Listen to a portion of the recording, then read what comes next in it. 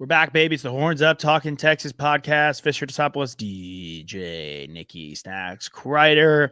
The AP coaches poll is out, gentlemen. Not the real AP poll, but the coaches poll. I know we all go by the AP poll, and then we go by the CFP rankings come later in the season, but the coaches poll is out. Georgia 1, Michigan 2, Alabama 3, Ohio State 4. Georgia received 61 votes, Bama 4, Ohio State 1. Michigan did not receive any first place votes. LSU 5, USC 6, Penn State 7, Florida State 8. The Clemson Tigers 9, the Tennessee Volunteers 10, Washington Huskies 11, our Texas Longhorns come in at number 12, the Notre Dame Fighting Irish at 13, Utah 14, Oregon 15, TCU 16, Kansas State and Oregon State 17 and 18 respectively, Oklahoma 19, the North Carolina Tar Heels by former Texas head coach Mac Brown, they come in at 20, Luke Fickell and the Wisconsin Badgers come in at 21, Ole Miss 22, Tulane 23, the Texas Tech Raiders 24, and the A&M Aggies round out the top 25 at number 25. Good omen for the Texas Longhorns being at number 12. As I recall, there was a good number 12 that played in the burnt orange and white that has his number retired. So I like that. Looking for omens. We love a good omen search, and we found one right in front of our noses, number 12. I think it's a really good spot for us. I mean, look, Washington beat us in the bowl game last year. I know we didn't have Bijan. I know we didn't have Roshan, a couple other guys, but they returned their quarterback. They put him ahead of us. Some surprising ones for me to jump out, at least. I know Penn State is good, and I know they're going to be competitive, and I know they have a shot to win the Big Ten. I do think, though, that then it could be some of the Pac-12 anti-bias. I think this Washington team, this Utah team, and this Oregon team are going to be really competitive and can be really dangerous, and they all return their quarterbacks from last year. So those are three teams I'm keeping my eye on to potentially make some big jumps into the top 10. Yeah, I think that's a fair assessment. I really think Florida State's going to be a good team this year. If they can, have a clean slate in the ACC and, maybe lose one game to Clemson, but beat them in the conference championship game, then they can find their way maybe into the college football playoff. I mean, I think this is a really talented roster and, something that this program's been waiting to get back to since the Jameis Winston days when they won the national championship. And that was 10 years ago. I mean, by and large, it's not that long compared to some teams, compared to our guys. But, at the end of the day, it's still quite a drought. TCU, I mean, I think they're getting respect just because they were in the championship last year. Obviously, they got embarrassed by Georgia, but, they're losing a lot of guys. So their starting quarterback, their top receivers, a lot of guys on defense as well, graduating, some guys going to the league. So I think this is just kind of like, putting some respect on their name. However, I don't really think TCU is going to stay in the top 25 throughout the season. And I think OU is a little overrated too. I think they're going to suck, honestly. I mean, it's 11-21 here in Los Angeles right now, and they still suck. So there you go, Toss. Yeah, I like our ranking.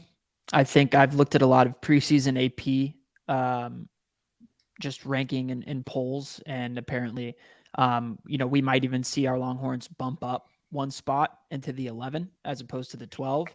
7th straight year in a row that we've been in the top 25 in the coaches poll. So, appreciate the respect that our university continues to receive. This is the highest we've been since 2019, where we were ranked 10th in the coaches poll. And it feels deserved, right? We have 8 returning starters on offense, 6 on defense. So we know we have the talent, and we're getting that acknowledgement from the rest of college football, especially from the coaches, which I think is very, very meaningful and matters. Those guys are the guys that see all the players up front. They see them up close and personal. They know what those guys can do. They know the talent. A lot of them have recruited a lot of the guys that end up on our team. I think interestingly, Nick pointed out our number 12, Colt McCoy, he was a Davey O'Brien winner. So was Vince Young. Quinn Ewers is on the preseason watch list for the Davey O'Brien Award. Those are the only 2 Texas Longhorn quarterbacks who have won that award. That would obviously be a tremendous accomplishment for Quinn Ewers to win that award, but it just goes to show what is possible for this team and for him as an individual. So I like the hype. And I expect now we kind of utilize the hype and turn it into, into our process and then get the results that we all want. Yeah, absolutely. I mean, and I know we spoke about Quinn on our last show, but to do a deeper dive on him, if he's going to win that Davey O'Brien or at least be in contention for it with some of the top quarterbacks, and there are some really good ones in college football. LSU's got one, obviously. Caleb Williams was pretty superb last year, winning the Heisman Trophy. McCarthy should take a step up for Michigan, and then all the other Pac-12 guys I mentioned are also on that list or in the mix. I think, though, for Quinn, really just kind of highlighting his stats. If you go to this Texas team in the games that we lost, so we lost to TCU on Saturday the 12th, he had his completion percentage was 43.6. If you go to Oklahoma State and that loss, his completion percentage was 38. So those are the games he played in that we lost. And other than the Alabama game where he got knocked out and completed 75% of his passes. So in those major losses, he really threw himself out and threw the team out of the game. And it's really going to come down to him completing the passes, making the right passes. And it's going to be about Sark getting, mixing up the offense and putting him in a position where he's not consistently feeling the need to go long. And that way he'll be able to get his name in the mix for the Davey O'Brien Trophy, his name in the mix for a first-round pick. And if all that's cooking, the Texas Longhorns should be a top 10 team in college football. I would say looking at this list, it's safe. A lot of blue bloods in there. I don't think anybody really knows what to make of this college football season. Georgia's turnover after back-to-back national championships. I don't think it's going to be too much for them to overcome, but to do a three-peat for the first time ever, it's going to take a lot, at least in the AP poll era. It's going to take a lot. Bama's got quarterback questions. Ohio State, Penn State, they have new quarterbacks coming in. Obviously, did it with Alabama. And there's other teams. Ole Miss has quarterback questions. There's a new quarterback. I know we're all excited about his arm talent in Tennessee, but there's a new quarterback over there as well. Our guy Hendon Hooker's gone. So it really, who's got the consistency over there? Who's returning as many guys? We always see that really helps in college football. I would say that my hot take, I think this is the year we see a 2-loss team head to the playoff. Wow. Well, Why you say that? I just think there's a lot of tough games that teams play. Like if you go to just kind of going through the schedules of the top 5 teams, right? Like obviously we all expect Georgia to replenish and be just as good as they were last year. Needless to say, though, they close when their last 2 games is at Tennessee. It's a really tough game. They're at Auburn. That ain't no easy game. They could lose the SEC championship. And that's just, the 2 games I could see them personally losing. Michigan, they play Ohio State. That could be a loss right there. They're at Penn State, at Michigan State, at Minnesota. Those are not easy games either. And then you go to Alabama, who might be a little, this is the coaches poll, and it might be a little Nick Saban bias, like we've, discussed. And they have us. Great. If they get past us, that's fine. But, then they have Tennessee, they have Arkansas, they're at A&M and at Mississippi State back-to-back weeks. And they also have Ole Miss on the schedule. And if we beat them, then that's already 1 loss and it's already 1 blemish on their schedule. Ohio State's probably in the same boat. They're at Michigan, they're at Wisconsin, they're at Notre Dame. Like it's not an easy schedule by any stretch of the imagination. Florida State and LSU play each other. The whole Pac-12 cannibalizes itself on a consistent basis. I think the Big Ten, I think Wisconsin and Penn State are going to either make it to playoff or play heavy spoilers this year. They're going to be competitive teams. And in the SEC, Tennessee, they could be in a position where they play spoiler for teams or make it themselves. But USC could have 2 losses. LSU's schedule, if you go to their schedule, they open versus Florida State. On the road, they have to go to Ole Miss. They have to go to Bama. They have A&M to close out the season, which is always a crazy game. That's maybe the easiest of the SEC schedules I've listed, but it's still pretty freaking tough. And then Notre Dame, which typically has a cupcake schedule, Ohio State, USC, Pitt, at Clemson, no longer a cupcake schedule. Like they play real teams. So it's going to be interesting. I'm with you. I think to me, I'm really interested to see where the AP poll ends up, especially from rankings 15 through 25, because I think that's where you'll see the most variety. And just for our Texas Longhorns, like we're not looking ahead at anybody within our own conference, right? The coaches have deemed us the best team in the Big 12. And I think in regards to the games that we play throughout the seasons, the wins that we accumulate, and how the college football committee looks at us, I think this is a good indication that we control our destiny, but we also very much have to take care of business. If you're looking at all the other Big 12 teams being between 15 and 25, and maybe some of them get bumped out when we see the final AP poll, it means that our wins are not going to mean as much as LSU beating Alabama or Alabama beating LSU, right? And or USC beating Notre Dame. So we have to be that much more perfect than these other teams, in my opinion. That's kind of what that's my takeaway, at least for our Horns. Like, I'm with you, Josh, on all these. I very much think that could turn into a 2-loss SEC team making the playoff or a 2-loss Big Ten team making the playoffs. And I think part of that has to do with the kind of narrative around the Big 12 this year, where we don't have as many heavy hitters up top. There are no top 10 teams from the Big 12. Mm-hmm. Yeah, absolutely. And I go to that. And I know you like Florida State, Nick, and I go to the Clemson and Florida State teams. They're in a similar situation, like you're saying, Alex. They kind of control their own destiny, or can control their own destiny a little bit here and there too.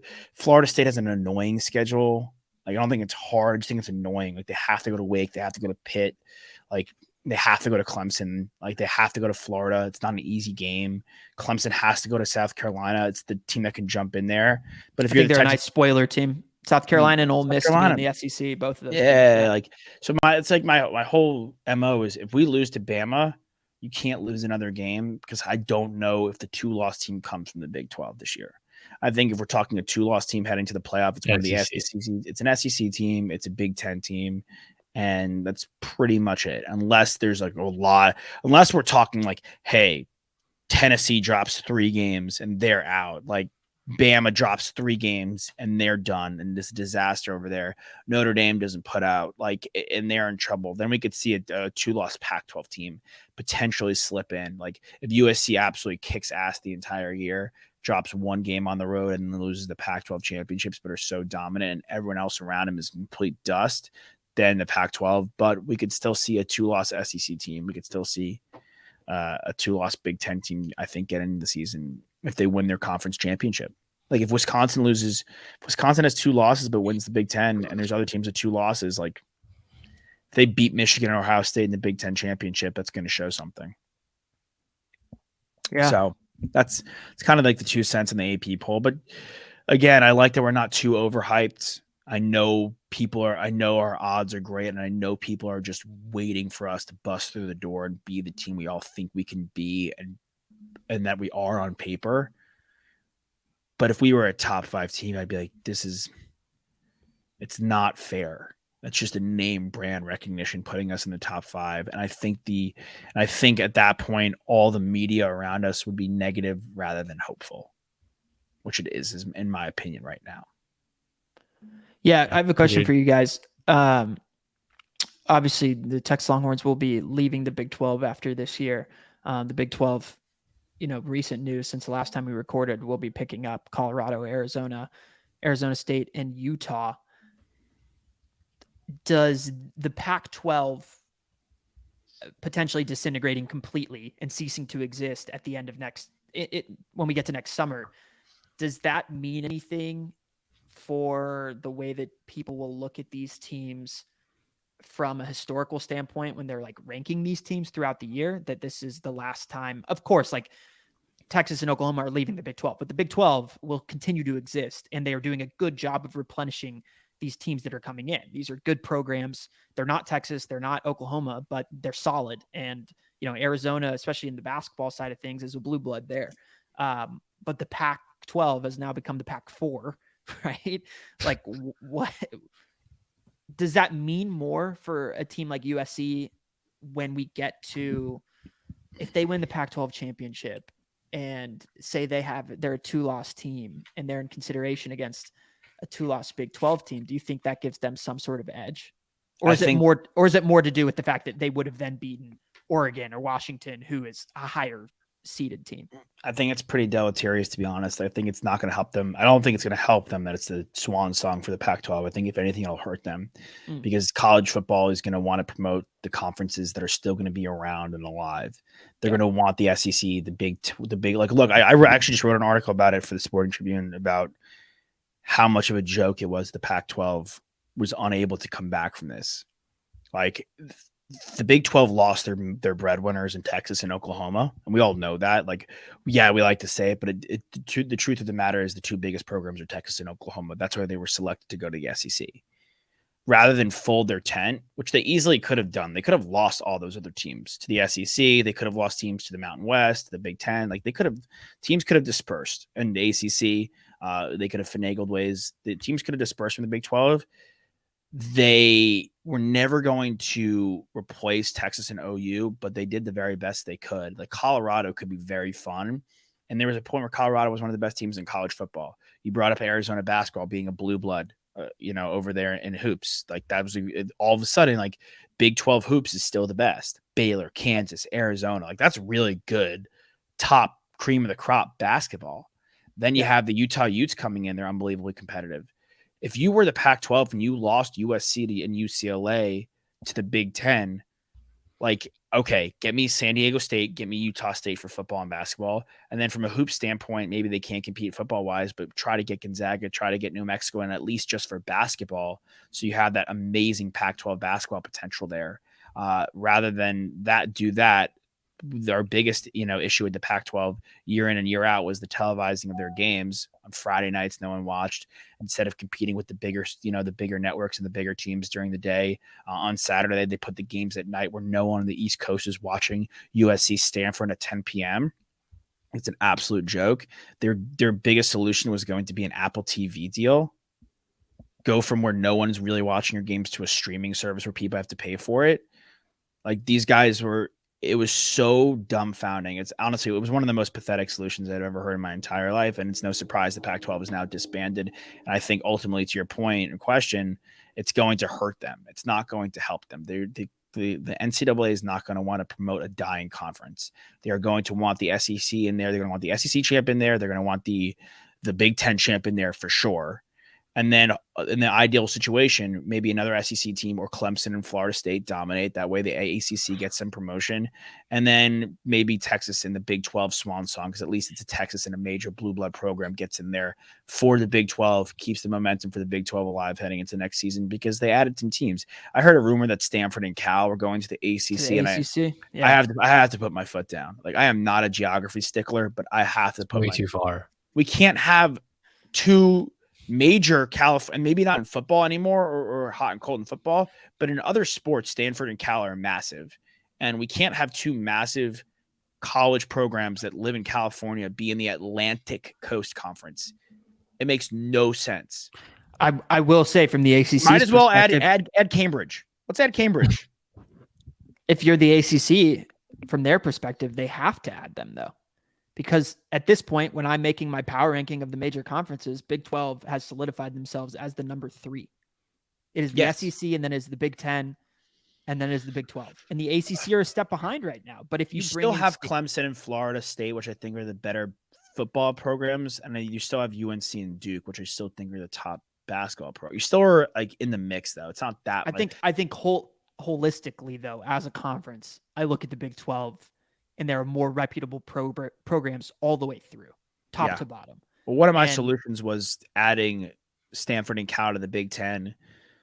There's too many dicks on the dance floor in the Big 10, and moving Maryland and Rutgers, which I don't think people care about them being there really in the Big 10. Like the Rutgers are an afterthought, but they could actually flourish a bit more in the ACC. I mean, Maryland was in the ACC less than 10 years ago. Move those teams back to the ACC. I do think from a competition standpoint, Stanford makes the most sense to move to the ACC, given what the ACC is, what sports they're best at. They're the best conference for soccer, and Stanford has an excellent men's and women's soccer team. They're a very good baseball school, and the ACC is a much better baseball conference than the Big 10 is. Like football, they're solid, so they can compete there, and basketball, they're also solid, so they'll compete there as well. I think it makes a lot of sense for Stanford. I think that there is an attached like academic prowess as well with the ACC that maybe there isn't with the Big 10. Whether that's valid or not is completely separate. No, it's valid. It's valid, bro. Outside of Michigan, those schools are like kind of party schools. Kind of. Wisconsin's a good school. Wisconsin's a good school. Yeah. I mean, they're all fine schools. They're all fine schools, but they're mainly party schools. I feel like Iowa's probably good. I don't even know. Anyway. But I do want, who knows? I want to say to your point, though, I'm with you. The academics and the other everything matches as far as like what's on paper, aside from the fact that one school is on the Pacific Coast and the other schools are on the Atlantic Coast, and it's literally called the Atlantic Coastal Conference and Coast Conference. And I just don't understand. Like, are we just saying like, and I hate to Greta Thunberg this thing. Are we just punting the environment? Like it's over and we're just going to put our carbon, the NCAA is going to have the biggest carbon footprint in the history of mankind, and the air traffic control, which was already a disaster you think already. Those additional amount of flights is going to tip the scale? Come on. Could, bro. They could. No. You know how many cross country flights there are every single day? Add 15 more. People fly from LA to New York every day for work. Like, and some people do it multiple times during the week. I don't think the travel outside of it being, it's not that big of a deal. It is a big deal for the actual individuals having to go through it. I mean, that's a lot it's a big deal for the kids that have to travel that much. Yeah, I don't really see a way to find a remedy for this. I mean, to be completely honest, like if everyone's jumping ship, there's really slim pickings right now when it comes to the schools on the Pacific Coast and like what they can do. Yeah. I mean, there's really no options. Like, I mean, I hate to say it, but like we kind of were the ones that started this revolution, Texas and OU, and moving to the SEC, and then USC and UCLA were like, oh, you can do that? Okay, we're gonna go to the Big Ten. And then the other teams were like, oh, well, maybe we should start moving. And at this point now, it's like we're too far gone, and some of these schools might have to just end up being independent, like Notre Dame or yeah, I mean, like honestly, like if Stanford was independent, I think they'd be better off. Yeah, and Really scheduling their own games. Scheduling their own games. Potentially. I think we're a little, we did start the fire, but we're a little bit different than USC and UCLA. It's like a little more conceivable that Texas and OU are going to the SEC than USC and UCLA jumping ship to the Big Ten. That was way out of left field. And can they join the Mountain West?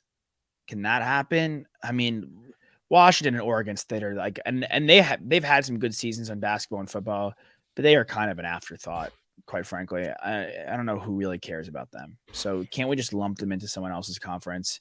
Maybe add Stanford and Cal to the Big 12. I mean, we already have a million teams over there. Like make it the Big 20. Yeah. Yeah. I mean, it just kind of feels like the Pac-4, the remainders there are going to combine with the Mountain West in some capacity, and it will exist and those teams will play each other, but like it will not be a Power 5 conference. And that's just what it'll look like. Yeah. I mean, those teams clearly like last picks in kickball right now. No one wants them.